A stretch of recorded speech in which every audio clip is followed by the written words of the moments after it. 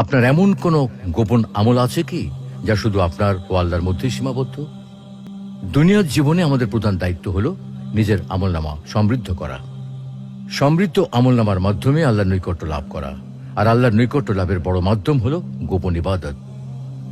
যার আমলনামায় গোপন ইবাদতের পরিমাণ যত বেশি, আল্লাহর রেজামন্দি ও জান্নাত লাভে সে তত বেশি অগ্রগামী। সেজন্য আমাদের প্রত্যেকের জীবনে এমন কিছু গোপন আমল থাকা উচিত যে আমল শুধু আপনি আর আল্লাহর মধ্যেই সীমাবদ্ধ।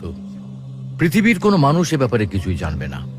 কিয়ামতের ময়দানে আল্লাহ তাআলা যে 7 শ্রেণীর বান্দাকে ছায়াদান করবেন, তাদের মধ্যে 3 শ্রেণীর লোক হবে গোপন আমলকারী। নবী করিম সাল্লাল্লাহু আলাইহি ওয়াসাল্লাম বলেন, সেদিন 7 শ্রেণীর ব্যক্তিকে আল্লাহ তার আরশের ছায়া আশ্রয় দেবেন, যেদিন আল্লাহর আরশের ছায়া ব্যতীত আর কোনো ছায়া থাকবে না। তার মধ্যে অন্যতম হলো সেই ব্যক্তি যে এতটাই গোপনে দান করে যে তার ডান হাত কি ব্যয় করে বাম হাত তার